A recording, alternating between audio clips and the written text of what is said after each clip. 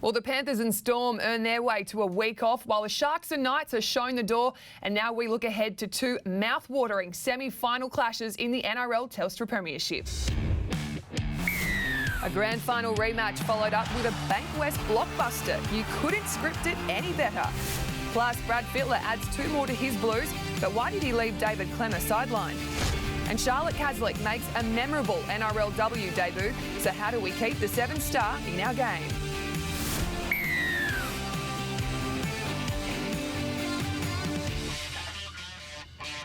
Finals footy, how fantastic is it? Wow, we're off to a rocking start. Thanks for coming on Inside the NRL. Jamie Soward, Michael Chalmers. Finals will be week 2. It's going to be absolutely sensational. We've got 2 semi-finals there, but I want to point out, generally this time of year, we're covering the grand final, and we've already spoken about who were the premiers in recent years.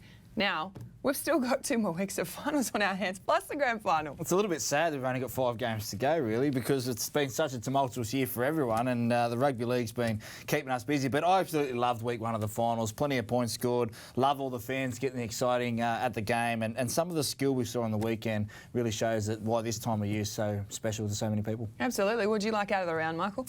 I went out to Penrith Stadium on Friday night, and I noticed something with the Penrith Panthers. The last few weeks when they've won the games at home, they've been celebrating for quite a long time after games, but as soon as that game finished, Penrith weren't happy with just winning against the Roosters. They were disappointed with their performance, and they left the field pretty quickly compared to previous weeks. And I spoke to a few people at the club.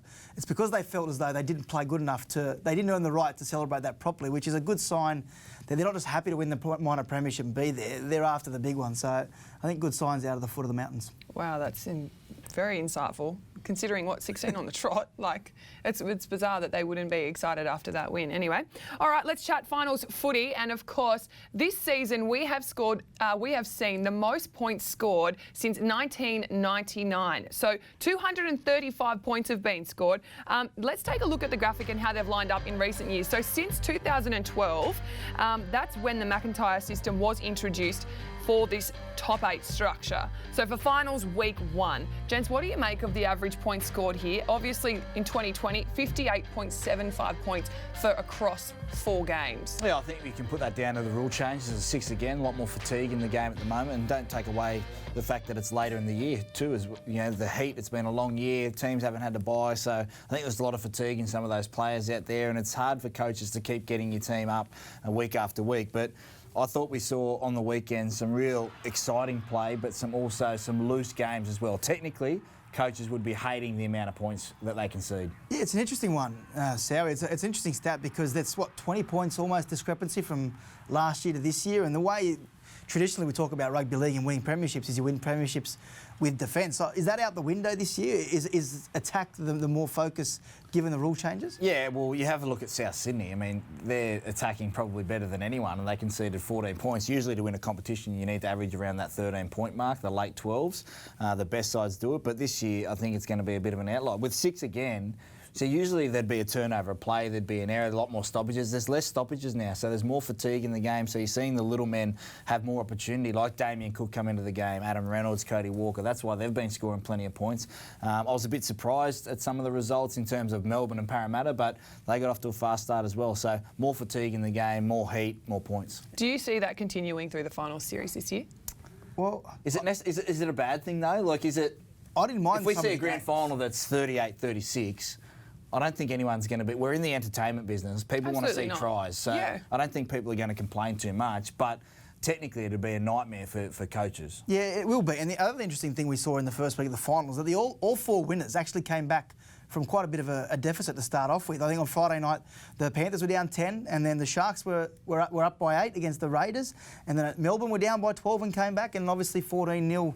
The Knights were up against the Rabbitohs. So I think the way the game is played and the 6 again rule, it allows for momentum to shift pretty quickly in games. Well, you can't get momentum back as quickly as what you used to be able to. You know, years gone by, you used to be able to kick it into touch and take the air out of it. Now teams can't do that because you can pack the scrum to the centre of the field and you could almost be defending your own line because of where they can start their sets. So the fatigue coming in and all those things that are combined that Peter V'landys has made changes to is resulting in more points. Absolutely. When you talk about momentum, which team do you think gets the most advantage out of, I guess, these potential point changes?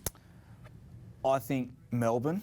I think Melbourne understand it a little bit better. That game the other night, they were on the hop very early against Parramatta, but they wrestled it back. There was one bit of play, Dylan Brown, and this is the momentum that you can have. They're up 12-0. Dylan Brown, they've kicked exclusively down the right-hand side to Josh Adokar. Then they make the change to kick early down to Vunivalu two times in a row. He picks up Pappenhausen. They go through, and from that one try that Pappenhausen scored, they're down 12-6, that Vunivalu scores. All of a sudden, I knew that Melbourne were going to win comfortably because that's how momentum can swing. I don't think it's been that quickly to be able to do that in recent years. You've had to try and work yourselves back into it, but Melbourne, for me, looked like that they could go another gear. Yeah, hard to disagree. I think Penrith as well. I think with the X factor around their players with Jerome Luai, Stephen Crichton, they can create points out of nothing, really. I think the Panthers, for me, this game suits the way they play. And I feel as though the Roosters have fallen away a little bit because of these rules. And the fact that they won 2 premierships in a row built on defence, Howie, and you won a premiership built on defence with the Dragons. The game doesn't allow you to dominate defensively as you were, because they gave away a lot of penalties those years. You remember the way they defended their try line. The Roosters were happy to give away penalty after penalty because they reset their defence.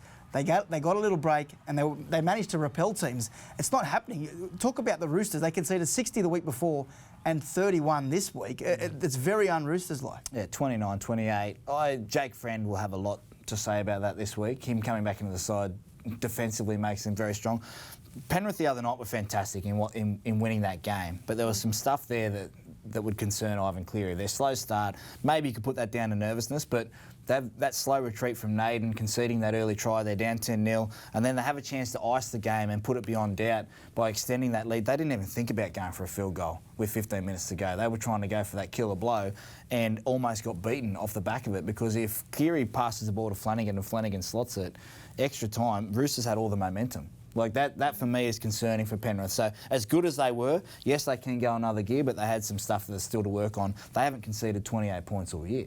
And they get into a major semi-final, they're up cruising the whole game after that slow start, and then all of a sudden it's still a game with 30 seconds to go. Yeah, like everyone mentions, finals football is a different ball game, and you've mentioned Penrith and Storm. They both get to enjoy the week off, but here is how the 2 semi-final clashes line up. On Friday night, the Sydney Roosters and the Canberra Raiders, a grand final rematch. Someone pass me the popcorn.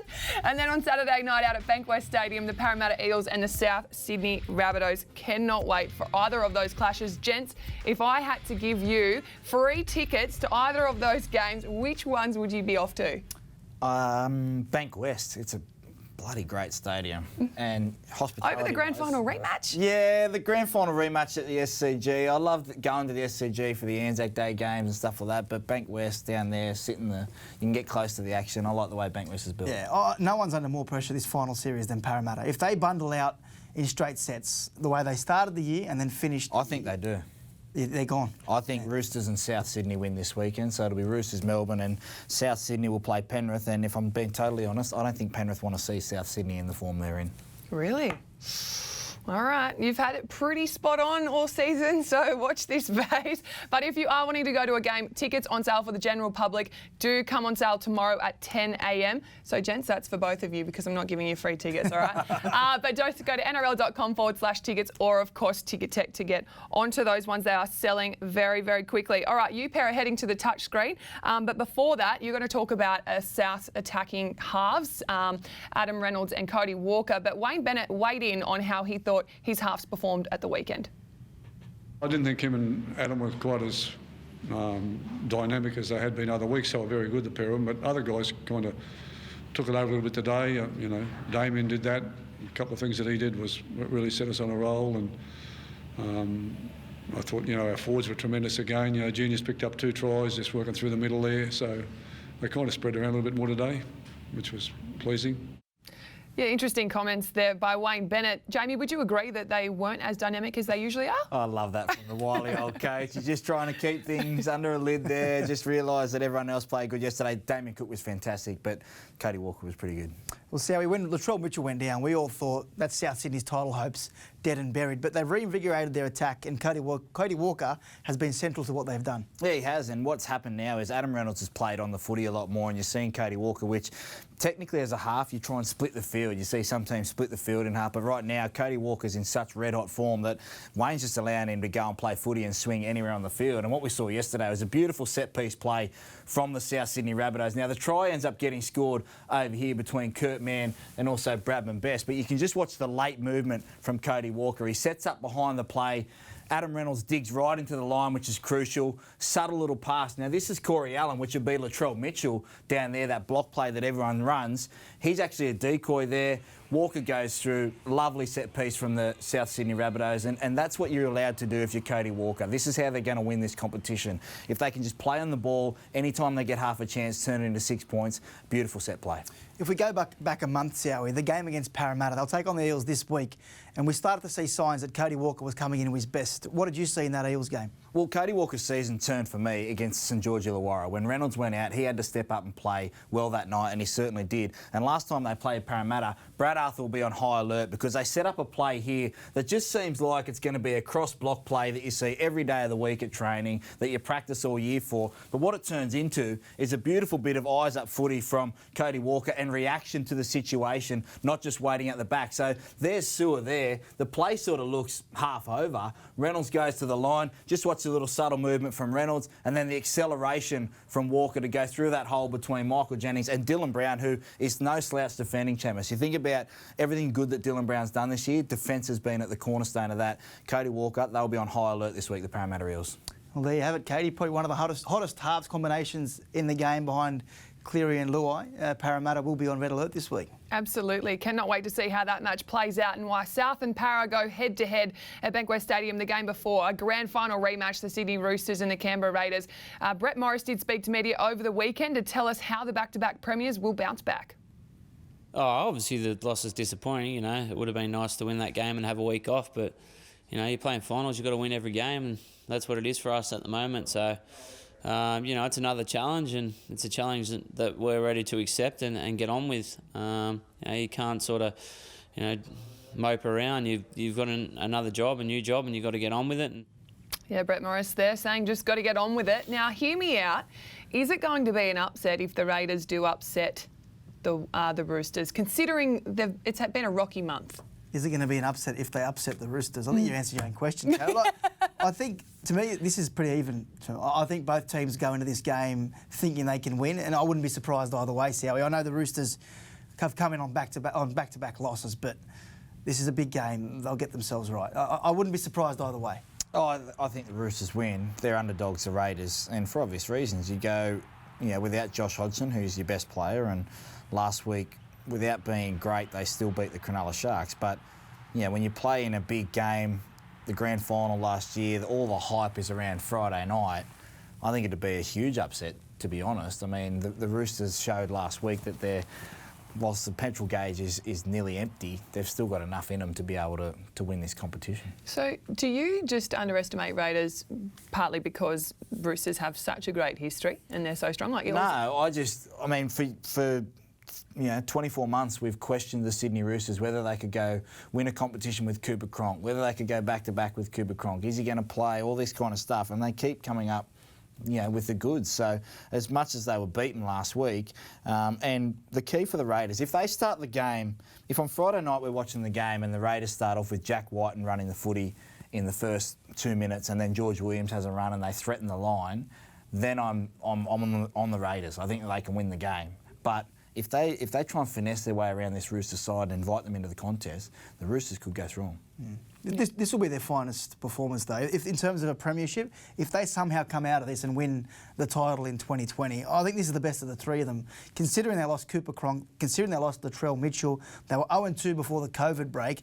They haven't had a break for 18 or 19 weeks now, and they've had injuries throughout the season. If they can come out of this and win a third premiership, it's the best of the three. Agree. Wow, yeah, can't disagree there. All right, State of Origin news, and Brad Fittler has named 2 more people to his extended 27-man 27-man squad. Zach Lomax, to the gents' delight here. I'm sure you were stoked that he was now being added. And, of course, Daniel Saifiti. But you had in your Sydney Morning Herald column today, Michael, that David Clemmer was among, I guess, two other faces that were left out. Why was Clemmer left out? Yeah, this is the most surprising for me. I think David Clemmer's been in that squad now. He's been in that team for 5 years, and he's been an integral part. He's played 14 of the last 15 games, and he was pretty good in Game 1 last year and in Game 3 when they won the series. And Brad Fittler's decided not to pick him in his 27-man squad. I don't know how David Clemmer's not in the 27 best New South Wales players in that squad. I've been speaking to a few people today. Apparently there were some concerns around attitude in that Game 3 last year in regards to the fact that he wasn't picked in that team originally. Tariq Sims was, and then Tariq Sims was suspended, and then he came into the team for Tariq Sims, and apparently was a little bit out of sorts in terms of his application there. I think David was probably a little bit upset that he wasn't in the team originally. Look, he wears his heart on his sleeve, and I think he's been pretty hard done by, to be honest with you. Well, you have a look at the 27 players. He doesn't have to be in the best 27 players. He has to be in the best probably 4 or 5 props that New South Wales have. When you look at it like that, Payne Haas has had a pretty big year. Probably Saifiti hasn't been as good as what he was last year making the New South Wales side, but they've got versatility. They can play Jake Trbojevic up front. Tyson Frizzell can spend some time in the middle in that squad. So I don't think Brad Fittler's going to pick 8 props and pick. He might just have his 5 guys knowing that he's got that versatility. And who's to say, like, there's been some pretty good performances this year. Yeah, I don't disagree. I think Junior Paulo deserves to be there ahead of David Clemmer. I think Payne Haas deserves to be there. Campbell-Gillard? I don't think Regan Campbell-Gillard has done enough to get ahead of David Clemmer. But I'll tell you this, the one knock on David Clemmer, and New South Wales have said this in the past, is the offloading and his lack of offloads. And have a look at that stat. He's turned it around this year. 45 offloads for David Clemmer. I believe he's behind Junior Paulo in terms of the most offloads for a front rower in the game. So that's quite significant. He's almost the most run meters, just behind Payne Haas there, and he's really good in defence as well. His tackle efficiency is in the 90%. So I think he's been pretty hard done by this, Howie. Look, but if the other 4 guys go in, he might only pick Haas, Saifiti and Paulo and leave RCG out knowing he can play Trbojevic up there. He's last in tackle breaks there, and whilst he's been good as a tandem, Payne Haas did that by himself. Campbell-Gillard and Paulo started the year on fire, and they can play big minutes as well. So it's going to be interesting to see what Brad Fittler comes up with his makeup of the side, Katie. But the 27-man squad, I don't think you can have any more. He won't need any more than 5 props. He'd probably only play 3 of them anyway. I'll say one thing about Brad Fittler, though. We sat here last year questioning, well, I know I did, when he left Latrell Mitchell out of the team for Game 2. And he came back and he showed us, that he knows what he's doing, Brad Fittler. I certainly wouldn't. So, look, he's got the runs on the board. I think most people are surprised that David Clemmer's not there. But you can't pick everyone. Like, Wade Graham missed out as well. Like, if you're going to go with loyalty and all that kind of stuff and, on performances, this is a totally different year. I mean, for me, Damien Cook might only play Game 1. Apasai Coruscant might play games 2 and 3. Like, this is a totally different year, and maybe it's going to take 27 players for New South Wales to win the series. And do we know that he absolutely won't be called into the 27-man squad? Because I know NRL.com, we're reporting Brad Bolter and Dan Walsh have that it's not over completely for Wade Graham and David Clemmer. Well, it's not over completely, but you'd imagine that Freddie's got the team that he wants, the squad that he wants, and if there are injuries, like Tom Trbojevic last week, then Zach Lomax was brought in. I think if all goes to plan, then David Clemmer won't be in there. But you never know. There's still 3 weeks of football to be played, and he may be called back into that team. OK, we'll have to watch this space. Moving on to the NRLW, and we saw that kick-off for season 3.0. There was plenty making headlines, but I guess for you, Jamie, in the first game, the Dragons and the Roosters, we saw a bit of... Maybe we just didn't see the Dragons mesh like we thought we would with those big names, but were Roosters just too good? Yeah, they were. I thought the Dragons were really, really poor in terms of, you think about last year, they were in the grand final, they go over and win the Nines, and they felt like they had some confidence bouncing into NRLW Season 3, but they were torn apart by a really well-coached side. Jamie Feeney's done exceptionally well with a Roosters side that's got some really talented players in there. You talk about Caslick, but Corbin McGregor out in that right centre. They also had Hannah Southwell through the middle, who was probably the best player on the field. They were outstanding and really, really impressive, the Roosters. And what about for you, Michael? Did you like to see Charlotte Caslick? She's made plenty of headlines, done a lot of great great news headlines for our game. What did you make of her performance? Yeah, fantastic for the game. Obviously, before the competition started, the headlines that she brought to the game and showed that she's worth every cent that the Roosters paid for her. Look, I don't know what her future holds in rugby union and the way things work out, but if there's a way the NRL can get the rugby girls, because Charlotte Caslick wasn't the only rugby girl who performed on the weekend, I think it's good for the game. And I think that we saw, from a Dragons point of view, some real concerns as well, because some injuries there, that their campaign might be out. You cannot afford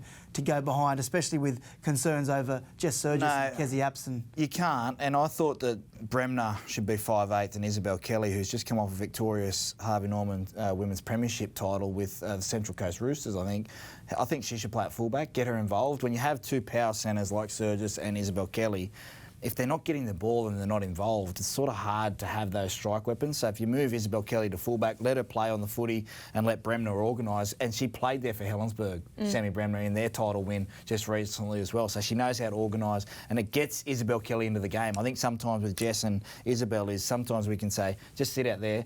We need you in the game if you're the Dragons, because you're some of our best players. Yeah, Daniel Lacey might be forced to make those changes. We'll have to watch NRL teams with Zach Bailey tomorrow at 3:55 to hear those.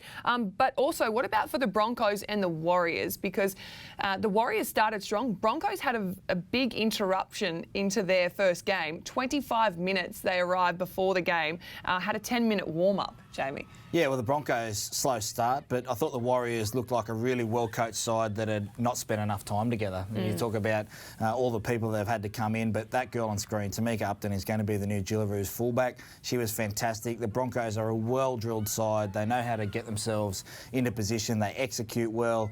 Brigginshaw pretty much didn't have to do anything. She just went around there and was the conductor, so they will start title favourites heading into the next couple of weeks. How much of a disruption is that, Sally, warming up for 10 minutes? Yeah, we did it in 09 actually for Anzac Day. We got there a little bit late to the SFS, and I think we had like 15 minutes to get strapped and go straight to warm up, and we won 29-0, so it wasn't a worry for us back then. But sometimes dealing with that adversity can also help you later on in the year too, because if everything has to go right for you to perform, then you can't deal with any adversity if anything goes wrong. So well done to the Broncos. Yeah, I think, I don't know if I'll get it right, but I think their new motto is accept, adapt, act, or accept, act, adapt. Anyway, moving with the COVID-19 times, and good on them, it paid off. But for the public, remember, you can vote for your NRLW Team of the Week at nrl.com.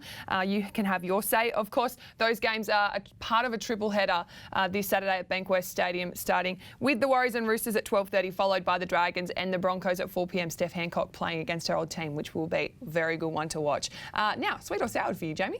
Yeah, look, sweet or sour. Unfortunately, this week, Katie, it's sour. I saw something on Saturday night that I didn't like, and it's caused a bit of controversy, but one thing that I was really baffled by was the situation with Jack Whiten taking the quick tap against the Cronulla Sharks. Now, we haven't been able to take a quick tap in our game for when we had the two referees, and if you can see Adam G there, is coming forward to make the mark and get the decision, and all of a sudden Jack Whiten, who on the other reverse angle actually doesn't touch the footy, he just picks it up and runs while Wade Graham's coming in to talk to the referee. I just thought that was really poor. Our game's at a state right now, the final, where you need to have everything go right, and to not touch the footy right there was a really big play and turn the game into the Raiders' favour. I thought they were really hard done by the Cronulla Sharks. Are you going to agree or disagree with? Well, the quick taps have to, if it's within the 10-metre zone of the attacking trial, and they can't take a quick tap. Okay. But, champion, look at that and tell me that you're... I agree. Listen, I agree with what you. happened Okay, that's what I asked you. you. The rules. I said, do you agree or disagree? You said you agree. What we forget is last year the 6 again, right? We don't want to see the 6 again thing happen, and everyone goes, oh, it's all right, it was the Sharks, they were supposed to lose. You get to a grand final. If that happened in a grand final, all right, it'd be last year all over again. We'd be talking about that one decision instead of the game and how good it has been that we've got rugby league back. Now we look at that situation there. That shouldn't have been a try. I don't think the players know when they can or can't take quick taps. They just take it and hope for the best. So if they don't and the referee thinks that he does, right there, should that have been a quick tap? Well, if that's by the rules, is it under the rules? Should that have been a quick tap? If that's the rules, it's outside in the 10-metre zone. You can't do it, Sowie. What did Graham Annesley say today? Did they get it wrong? Okay. We're going to move on to some injury news. It's time now for the Casualty Award, brought to you by Go Healthy Vitamins. Now, despite Cameron Munster's reaction as he left the field on Saturday night, the Melbourne Storm are confident the 5/8 will be right to play with the week off, while Blake Ferguson, according to Parramatta, is a 50-50 chance in their do-or-die semi-final against the Rabbitohs. The winger re-aggravated an ongoing knee issue. Damien Cook looked worse for wear after hitting knees with Kalen Ponga. The hooker hobbling in the second half, but not long after scored an 80-metre try in the 75th minute. Media asked Wayne Bennett how his number 9 pulled up, and the super coach had this to say. Can't say there's too much wrong with his ankle, can you? Like a little rabbit running from bloody hole to hole, guys trying to catch him. Is he okay though? He seemed to go down. I mean, he looked pretty good when I just left him 5 minutes ago. He still never know how good his drive was. All right, to other NRL injuries, and Micah Sivo's season is over with an MCL injury. You can also see their shark Blake Brayley suffered a syndesmosis injury, but won't miss any games with their season over after they lost to the Raiders. While the Roosters are sweating on the availability of Jake Friend and Sonny Bill Williams for their clash on Friday night. To the NRLW, and the Sydney Roosters are awaiting scan results on Botil Vete Welsh. The fullback came off with a hamstring injury. The club hopeful it's not too serious. Roosters teammate Caitlin Phillips will also be monitored this week after coming off with an HIA in their win over the Dragons. Kezi Apps also will have to pass HIA protocols, while 3 more of her Dragons teammates, Shakaya Tungiai, Jessica Surgis and Maddie Studden, are in doubt for this week's match against the Broncos. That's this week's Casualty Award, brought to you by Go Healthy Vitamins. All right, time now for Hit or Miss. Mitchell Pearce will flourish with a settled spine in 2021. Let's listen to Adam O'Brien's grab before I get your reaction. I thought with the way we started the season, the first 2 rounds, we looked really free and connected, and we had, those spots on the Jaden Brayley was a huge loss to us. I think this bloke, that's what it hurt the most. He's got a different 9 each week and then a different 6, and they had different skill sets. So I put more pressure on him to, run the team, and that's one thing I've got to identify over the summers.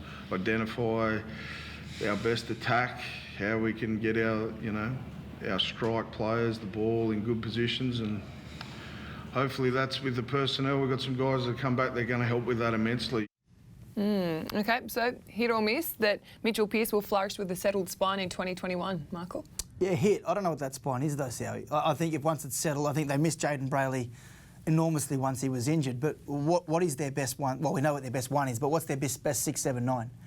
Well, their success at the start of the year was off Kurt Mann running the footy. I thought that he was more of a utility and showed how valuable he is towards the back end when they had all those injuries. I don't know if it's about Mitchell Pearce flourishing as much as the standard that they need to set at the start of the year. They need to find a way how they get that towards the back end of the year, because 2 years in a row, Mitchell Pearce, he can say that it's a spine, but last year was the same story. They were great there for 6 weeks and then they fell away. So he's still got some footy left in him, Pearcey, I think, but yeah, sometimes you have those seasons where it's just not your year. And I've been the same stance all year on Newcastle. They still need a couple of pieces. They still need, to get things right. Not necessarily just Mitchell Pearce, but some other players in there as well.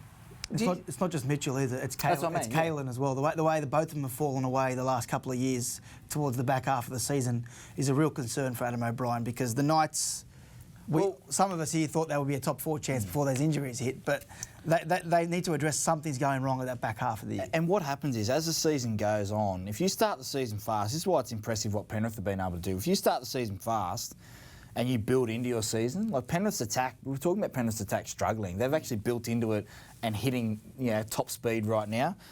Newcastle started fast and just plateaued really, really quickly. You've got to keep finding ways to keep refreshed, to keep the energy going in the dressing room, to get your attack going. All that kind of stuff needs to come together in a year to win a premiership, and they haven't got it right the last 2 years, Newcastle, to even compete with the top half of the competition. Okay.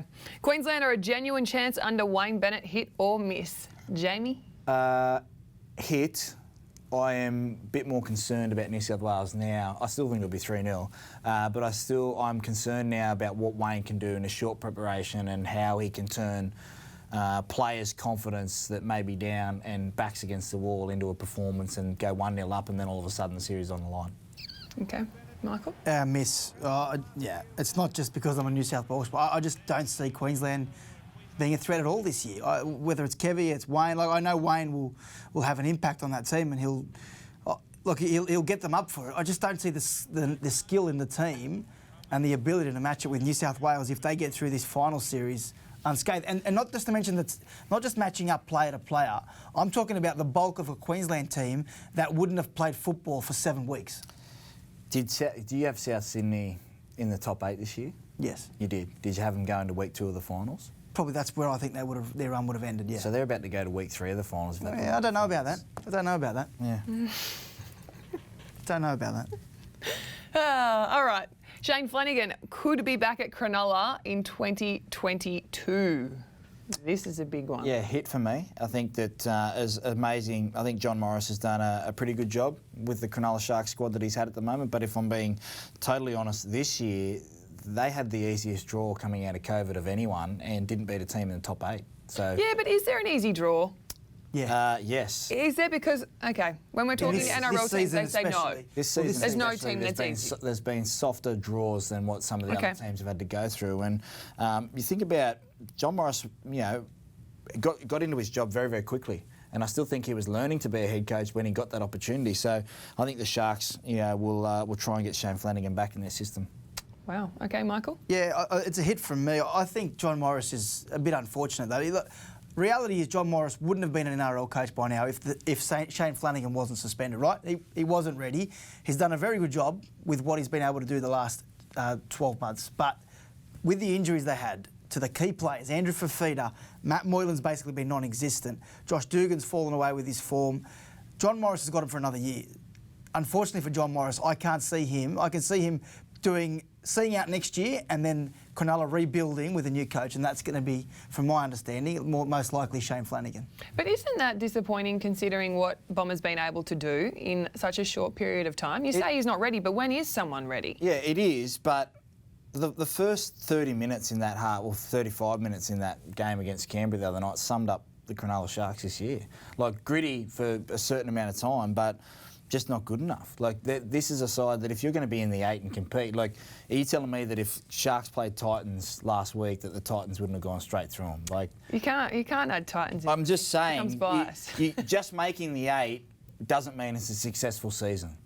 It doesn't mean it's a successful season if you're not going to go and be up there competing for a championship. Bowing out in the first weekend, for me, doesn't class as a successful season.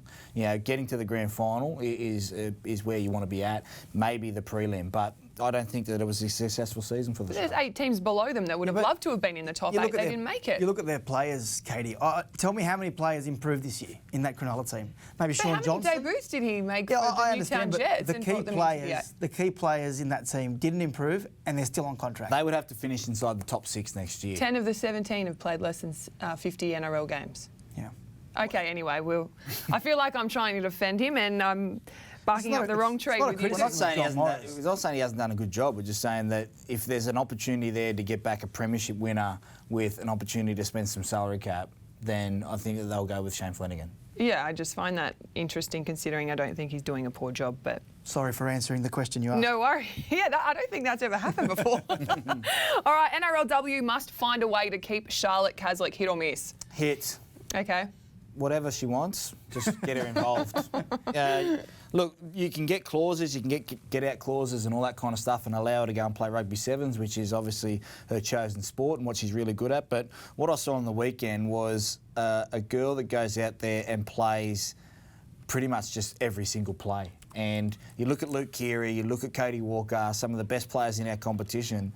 That's how she was playing the other day. And she brought a real excitement to the game, and I really enjoyed sitting down and watching both games on the weekend. And I'm not ashamed to say that 3 years ago, Katie, I don't think I would have sat and watched both games. I would have just flicked over in between. On the weekend, I was enthralled. I was texting you while these games were on about how good this girl is and how good the skill level is in NRLW this year. Yeah, absolutely. I think the biggest concern, well, Michael, hit or miss, so? Yeah, look, the NRL... hit for me, but I don't know if they can compete with travelling the world. For a young lady to travel the world with her friends, playing tournaments across the globe, the NRLW over 4 weeks is going to be hard to compete. That's all. And you can't pay the rent travelling around the world. You can pay it if you get the right money here. if you can get. I'm sure there's a bit of money. Maybe at the Roosters. I think it only happened because of COVID-19 Exactly. and the Olympics was postponed until next year. But it would be great. I know that she wasn't the only Rugby 7 star. Ivania Politi and Elliot Green both scored tries in their debuts as well and were sensational. So I think there's room, and it's great to see cross-coders coming to the game, but definitely sparked a lot of talk. If there's a break in the calendar that allows them to play, then hopefully their experience in this year's NRLW will see them want to come back. If that's the case and they want to come back, then the NRL's done a good job. Isaac Luke's brought up a good point. Where's the New Zealand women's sevens players? If they were to get into the Warriors team next year, Oh, okay, next year. that'd be awesome for cross-coders in our game. Love it. Love Absolutely. the standard going up every year. I actually think that the Kiwis were trying to get a few of the New Zealand Sevens girls, but COVID-19 again, it's just such a long break. All right, time for your power rankings, Jamie.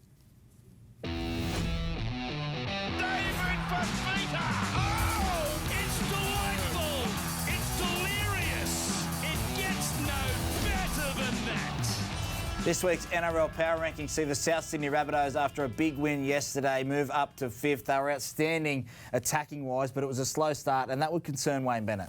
It would concern Wayne Bennett, and they probably could get away with it against an Eels team that's been struggling next week. But if they're going to make a fair income crack at the title, they can't afford to do that against the Penrith Panthers the week after. So some things to improve there for Wayne Bennett. And they compounded their errors, and that's what they've been guilty of this year, the South Sydney Rabbitohs, is making an error, putting pressure on themselves. They've got the attacking game to get themselves out of the hole against the Newcastle Knights in week 1 of the finals. Whether they can do that against Parramatta is going to be very interesting to see. The Newcastle Knights, a fast start yesterday, but they finished 8th this year. Probably mirrored their season, their performance yesterday, where they got off to a cracking start to start the season, but then fell away with some real schoolboy errors.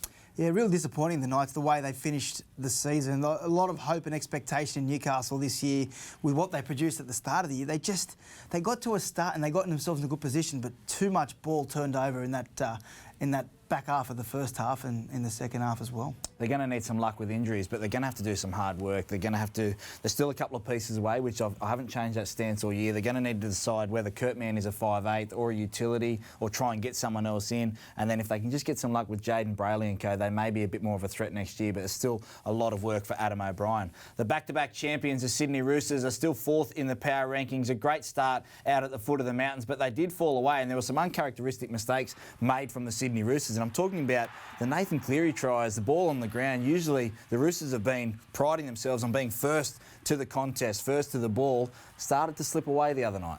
Yeah, it did, but I think there's enough there to give Trent Robinson hope that they'll go against this Canberra team, confident they can get the job done. And I think the scars of last year is going to ignite Canberra, but I think the scars of the last 2 weeks are going to allow the Roosters to go to another level. We'll have to wait and see, but make sure you keep an eye out for the NRL Power Rankings next Monday. All right, it's now time for Champ or Chump, and Cameron Smith has got another one up on his coach, Craig Bellamy. He did catch his coach off guard with this speech. Take a listen. Pretty day, boys. You blokes haven't played in the finals before, so just make sure we have our heads on and get through the day properly and obviously celebrate the coach's birthday!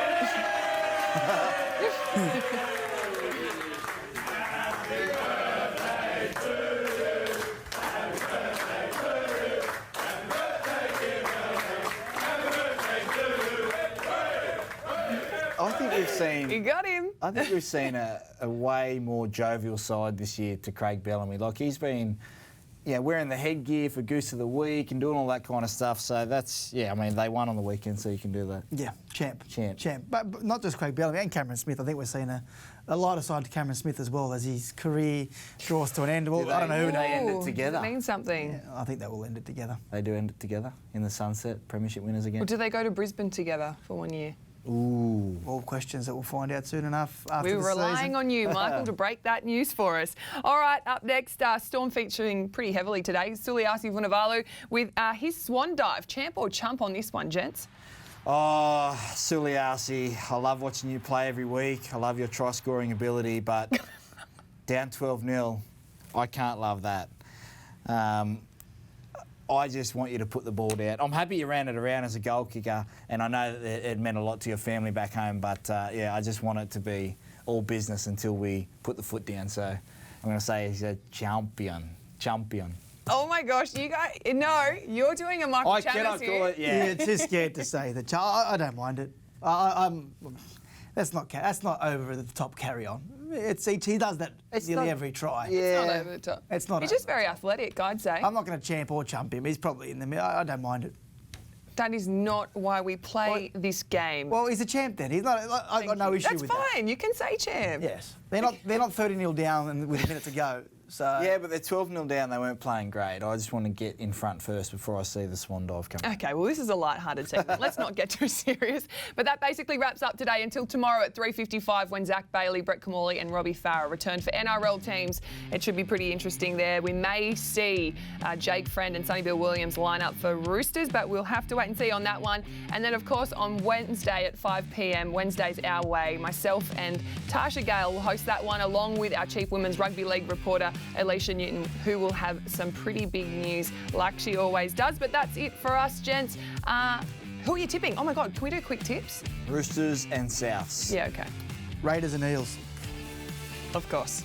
I'm glad I asked because I want to play that one on Monday. All right, until then, have a good one. He hits it, he's got it!